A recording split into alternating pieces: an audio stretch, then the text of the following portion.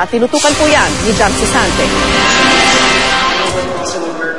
Nasa kamay na ngayon ng Kongreso kung ipagpapaliban ba ang barangay elections sa Oktubre at kung bibigyan ng kapangyarihan si Pangulong Rodrigo Duterte na magtalaga ng bagong barangay officials. Naghain na kasi sa Surigao del Norte Representative Robert Ace Barbers ng panukala na humihiling na ilipat sa May 2020 ang barangay elections.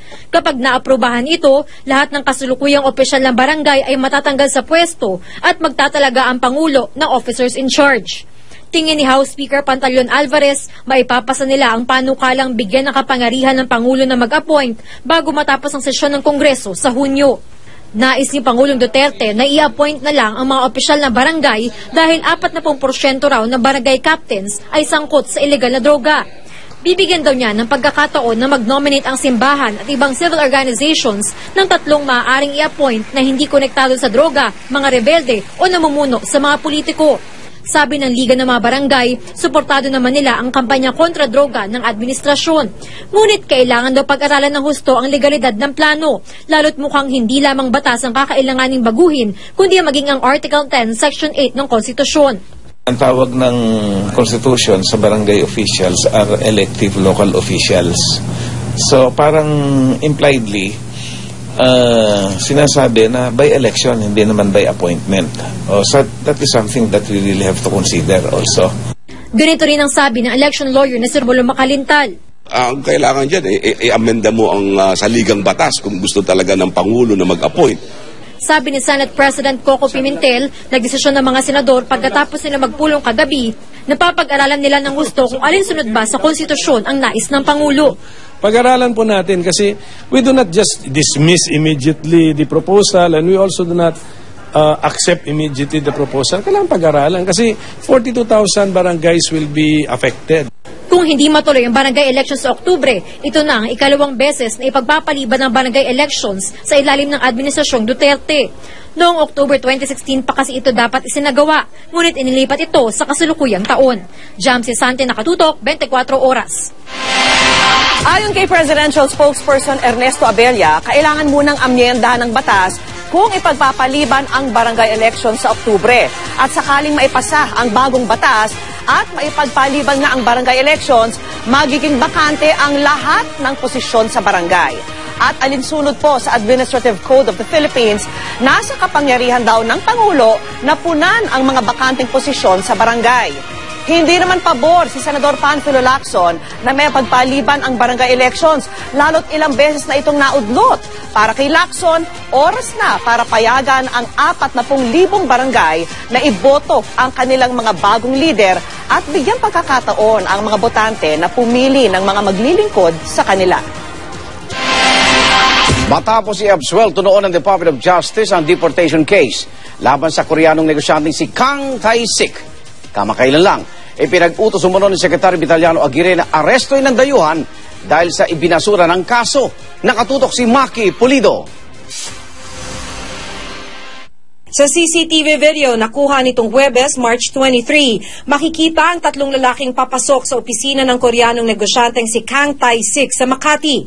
Ayon sa abogado ni Kang, ang 3 ay mga tauhan ng Bureau of Immigration.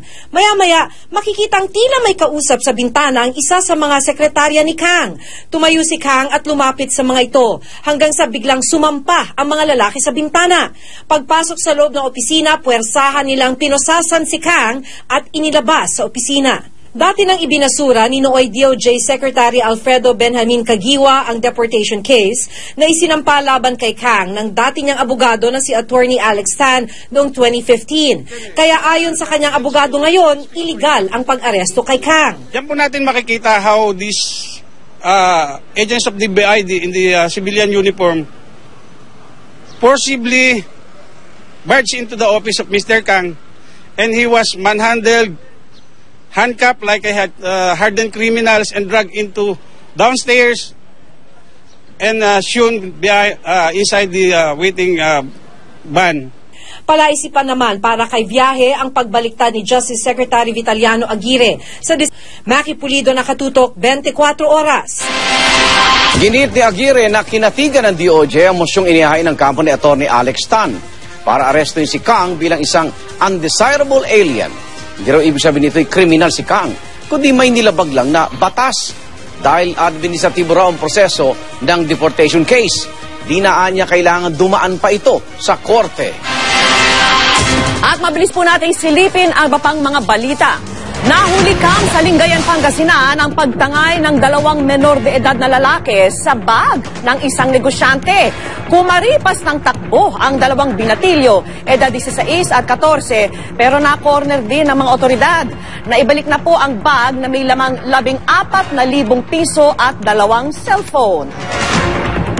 Sa Calamba, Laguna, kritikal ang rider at angkas niya nang masalpok ng nag-overtake na kotse. Tumilapon ang mga sakay ng motor sa lakas ng impact. Bagamat hindi tumakas ang mga sakay ng kotse, hindi naman sila nakalabas dahil sa takot na kuyugin ng mga tao. Naisugod na po sa ospital ang mga biktima. Ayon sa investigasyon, nakainom ang mga sakay ng motorsiklo at ng kotse. Sa Makilala, Cotabato, sugatan ang isang pahinante matapos araruhin ng kanilang container van ang mga tindahan ng mga halaman. Nawalan umano ng preno ang container van, nasa 50,000 piso ang halaga ng pinsala. Nangako ng tulong ang operator ng van. Umatras ang National Housing Authority o NHA sa pagpapaalis sa mga miyembro ng kadamay. Ang ilan sa kanila posibleng permanente pang patirahin sa inangging pabahay sa Pandi, Bulacan. Nakatutok si Rida Reyes.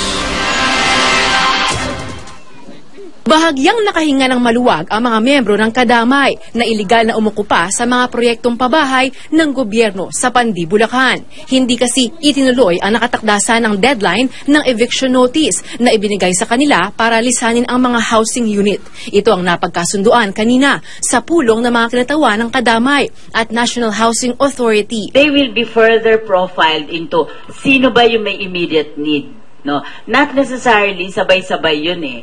So, after we have this complete picture, kasi talagang mahalaga yung data, then we will talk again. March 8, nagumpisa ang sapilitang pag-ukupa ng kadamay sa higit 5,000 housing units sa 7 housing area sa Bulacan. Kung sakaling pwede nga silang maging lehitimong benepisyaryo, pag-aaralan naman kung pwede nilang magamit ang may 20,000 bakanting housing units na nakalaan sana para sa mga uniformed personnel gaya ng AFP at PNP, pero hindi interesadong kunin ito. Pero ang grupong kadamay tila nakukulangan pa rin sa naging resulta ng pagpupulong. Bilang mga miyembro ng Maralitang Tagalunsod, malinaw daw kasing lehitimo silang benepisyaryo ng mga proyektong pabahay. Nandun na nga sila.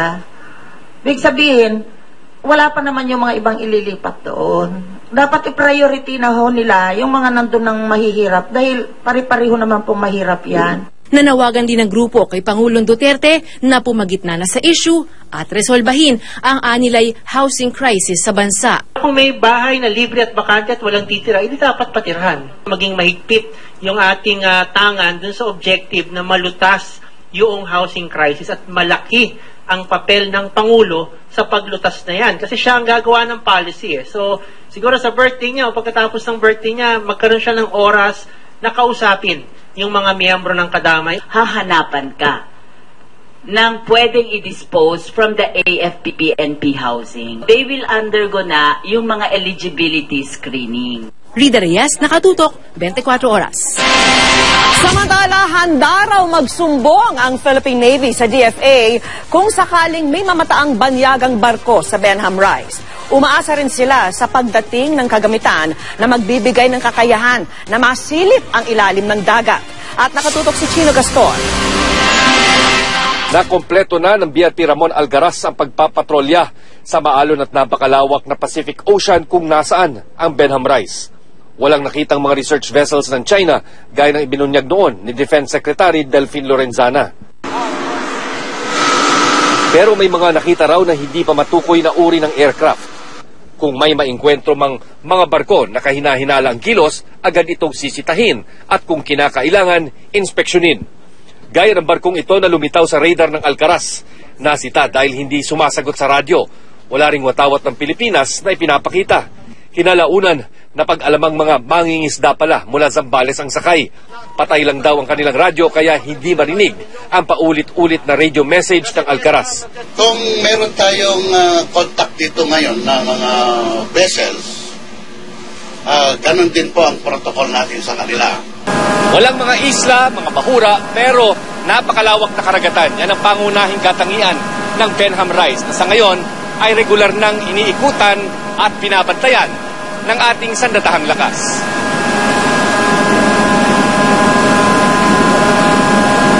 Kaya mang makita ang mga dayuhang barko sa radar ng Alcaraz, kulang pa rin sa gamit. Hindi pa raw dumarating ang equipment na magbibigay ng kakayahan na silipin kung may mga submarine sa ilalim ng dagat.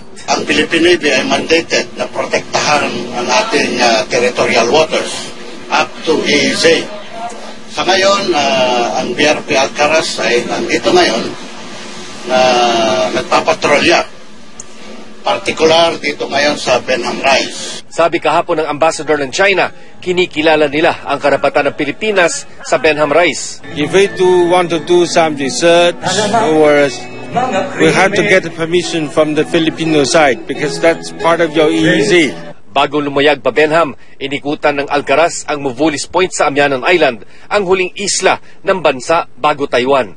Itinayo nila muli ang flagpole doon na natumba dahil sa mga nagdaang bagyo at itinaas ang Philippine flag. Chino Gaston, Nakatutok, 24 oras.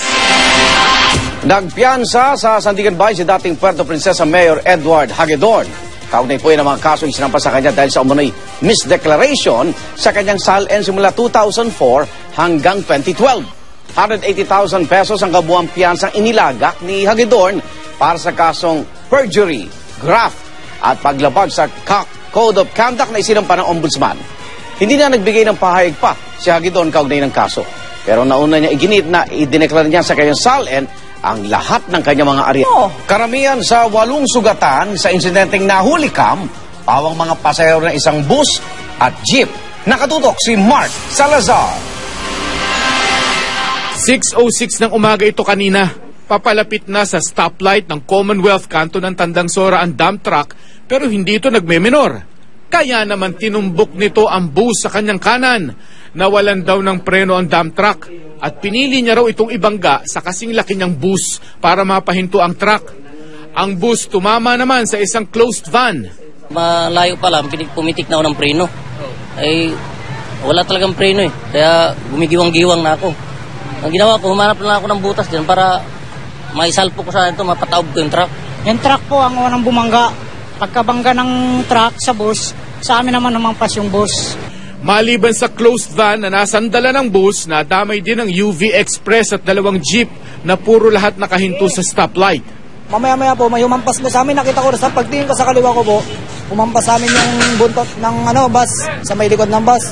Kasi binangga nga po nung nawalan na preno eh. Makikita sa CCTV na may tila pasaherong papasakay ng jeep ang napatalsik sa lakas ng impact.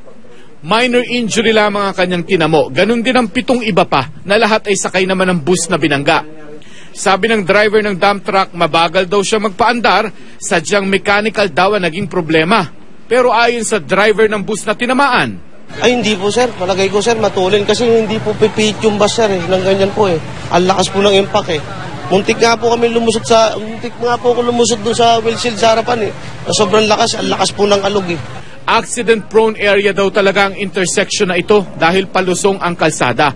Pero kawalan pa rin daw ng disiplina ang dahilan ng halos araw-araw na sagian sa kalsada na may speed limit lang na 60 kilometers per hour. Hiniling na rin naman po namin sa MMDA na isaayos na po yan para maiwasan po yung aksidente dyan sa lugar na yan. Mark Salazar, Nakatutok, 24 oras. Bangkay na nang matagpuan ang isang lalaking 12 araw nang nawawala matapos umanong dukutin. Ang pamamaril sa biktima nasa record po ng SOCO pero hindi man lang daw nalaman ng kanyang mga kaanak. Nakatutok si Steve Dailisan.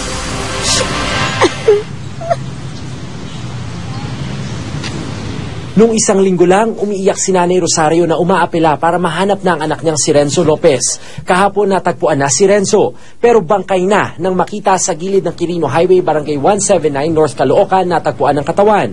Sa autopsy report, 13 tama ng bala ang tinamo ni Renzo, edad 20. Kalibre 45 baril daw ang ginamit sa pamamaril. May pasa at sugat din siya sa binti, indikasyong pinahirapan daw bago pinagbabaril. Sa mga gumawa niyan, sa kapatid ko, napakaduwag nyo kasi Mag-isa lang yun. Kinuha niyo pa. Nilayo niyo pa sa amin. Tinagdad na nila, parang pinaglaruan na nila yung kapatid ko. Sana makonsensya kayo. Hindi malinaw kung ano ang motibo sa pagpatay. Hindi naman daw sangkot sa droga si Renzo. Wala rin sa listahan ng mga sumuko sa barangay kaugnay sa droga. Nagtatrabaho niyo na maayos. Nag-aalaga ng anak niya. Gabi ng March 14, dinukot umano at isinakay sa isang van ng mga armadong lalaki si Renzo sa tapat ng car wash na ito sa Batasan Road, Quezon City. March 16, pinuntahan ng pamilya Lopez itong Barogo Police Station pero wala silang nakuhang impormasyon sa mga pulis. Yun pala, March 15 pa nangyari yung insidente ng pamamaril kay Renzo. May record ang SOCO pero hindi ito nakatala sa blotter ng police station na ito. Wala ring opisyal na otorisadong magbigay ng panayam sa ngayon. Naghihinanakit ang pamilya Lopez lalo't wala pa ring malinaw na suspect sa kaso. Nagagalit ako pero hindi ako makaiyak na gusto ngayon. Hindi ako makasigaw na gusto ngayon dahil ang tagal kong hinanap nandun lang pala. Imposible na. Hindi nila alam dahil naghahanap kami. Pinamidya ko ng itsura ng anak ko. Kaya imposibleng wala silang alam. Kaya yun ang masakit sa akin. Ayon sa Barogo Police Station, nakauwi na raw ang investigador at wala rin ang station commander. Ayon sa ilang residente na tumangging humarap sa kamera, nakarinig na lang daw sila ng sunod-sunod na putok sa lugar. Daanan ng mga sasakyan pero madilim daw kasi ang bahaging ito ng Quirino Highway. Kung sino man yung gumawa sa ilak, iparamdam mo sa amin, ituro mo sa batas kung sino man na may gawa sa iyo na mabigyan ka namin ng hustisya. Naulila ni Renzo ang 2 taong gulang na anak at kanyang kinakasama. Steve De Elisa, Nakatutok, 24 Oras. 2 batang magpinsan at parehong 8 taong gulang ang nakatakas mula sa mga dumukot sa kanila sa Morong Rizal. Ang isa sa mga bata maingat na nakapagsumbong gamit ang dala niya na noon ay cellphone. Yan ang tinutukan ni Ivan Mayrina, exclusive.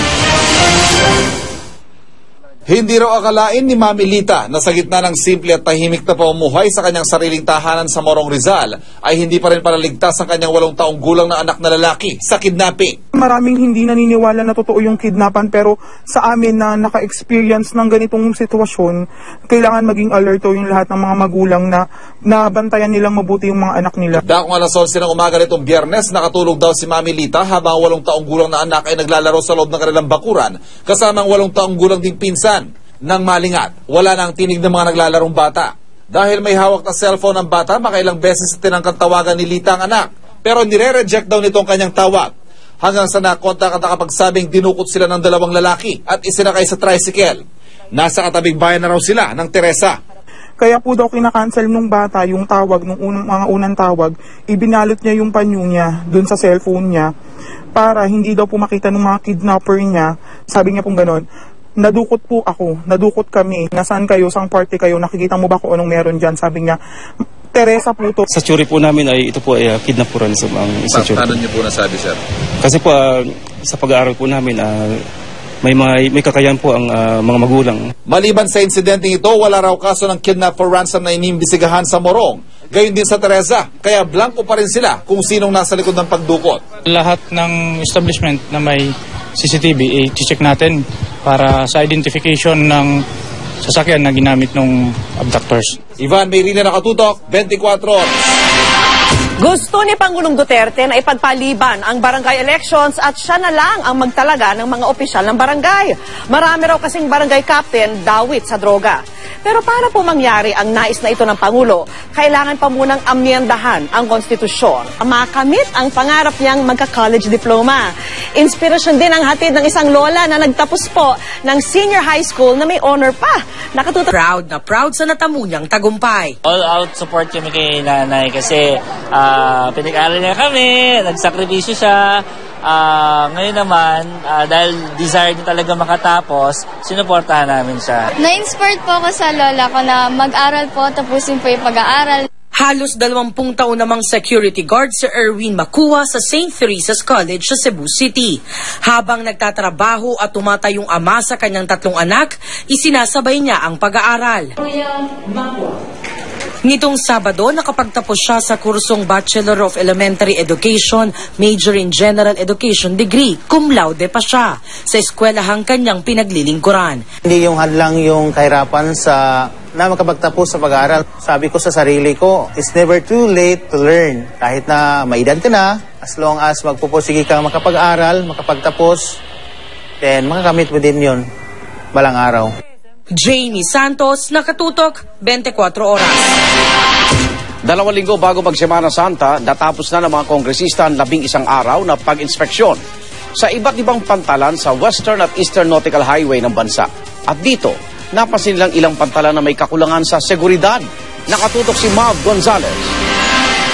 Pabalik na sa Maynila ang mga kongresistang nag-inspeksyon ng Western at Eastern Nautical Highway. Sa Port of Lipata sa Surigao sila dumaan, patawid sa Liloan, Southern Leyte. Air-conditioned ang boarding gate, kumpleto sa first aid station, breastfeeding station at child's play area.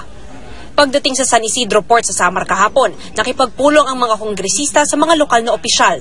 Napagalitan pa ni Majority Floor Leader Rudy Fariñas ang ilang opisyal dahil sa di magagandang kalsada papunta sa terminal. Sabi ba, proportion na po yan? Oo, ang 2017, kaya ba yun? Hindi pa na-implement. Habang dumadaan kami, tinatabro na pa yung mga lupak eh. Habang bumabiyahe ang Roro, nagsagawa rin ng fire drill sa barko. Huling daong sa Matnog Port sa Sorsogon kagabi. Dito, kapansin-pansin ang kakulangan sa seguridad. Dadalawa lang daw ang K9 units, gayong nasa 3 hanggang 5,000 ang pasahero dito kada araw. Aabot pa sa 10,000 kapag mahal na araw. Sa 11 araw na pag-iikot ng mga kongresista, napansin daw nilang may kamahalan ng pasahe, lalo na kung may dala kang sasakyan. Sisikapin daw ng Kamara na mapababa ang charges sa mga pantalan. Kaninang tanghali naman nakabanggaan ng isang kotse ang local police escort na kasama ni na Congressman Fariñas sa Lope, Camarines Sur. May nakahintong van sa highway dahil nasiraan nang may mag-overtake. Labor and Employment o DOLE. At ang ilan sa mga in-demand na trabaho ngayon, tinutukan ni Marisol Abduraman. Pasado 3:00 na ng hapon pero marami pa rin nagpupunta dito sa Public Employment Service Office o PESO ng Quezon City para maghanap ng trabaho. Kabilang ng high school graduate na si Romel. Sobrang hirap po, lalo na pag hindi ka tapos ng pag-aaral. Ang second-year college student na si Jamira, summer job naman ang hanap. Priority po yung summer kasi wala pong gagawin sa bahay. Mangiyak-ngiyak naman ang 19 anyos na si Lawrence. Hindi raw kasi ganun kadaling maghanap ng trabaho. Kailangan pa naman daw niya dahil siya ang breadwinner ng pamilya. May financially problem ako sa pamilya, may family problem pa. So nagsabay-sabay na po yun. Sabi ng PESO ng Quezon City, dito sa kanila, nasa 7,000 to 10,000 ang bakanting trabaho. Mula raw ito sa retail at wholesale industries hanggang sa janitorial, factory worker at iba pa. Ang isang kagandahan pag nag-apply sa Public Employment Service Office o PESO ay ang on-the-spot hiring. Pag natuon na nandito na rin ang employer ng mga aplikante.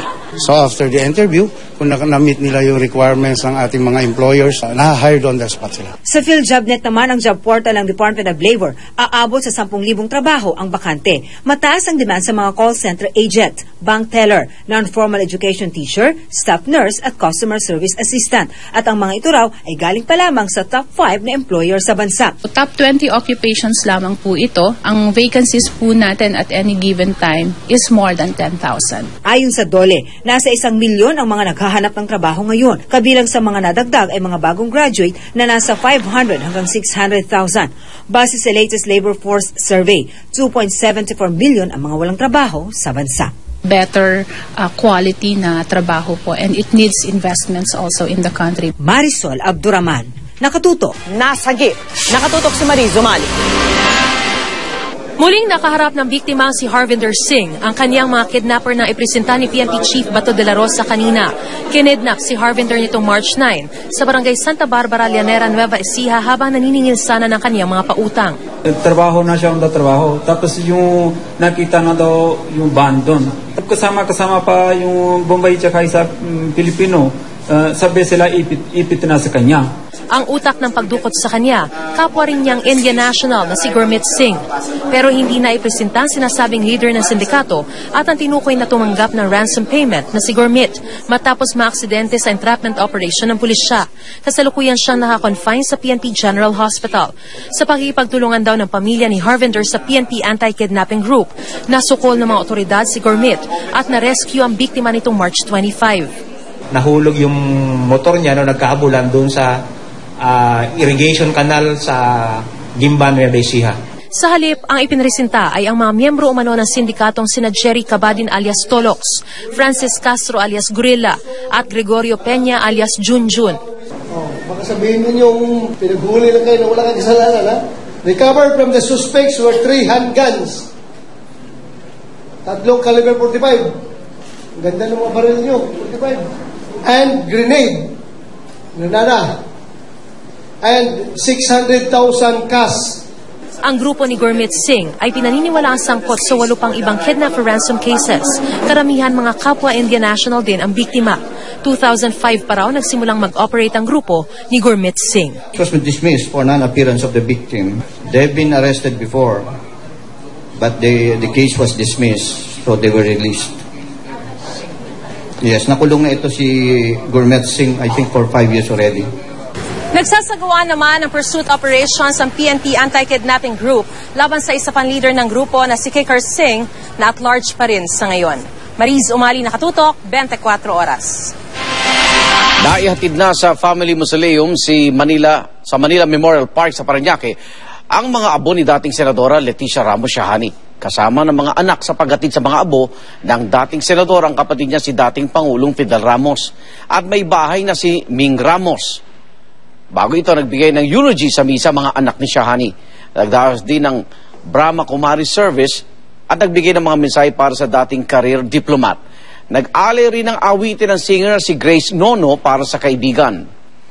Sa labas ng chapel, binigyan ng 21 gun salute si Shahani. Umanaw po ang dating senadora noong March 20 sa edad na 87 dahil sa colon cancer. Pinakita ni Senador yung pagmamahal ng sanang bayan sa pagsilbi, malinis at effective. Na eco-friendly na, marami pang high-tech na features.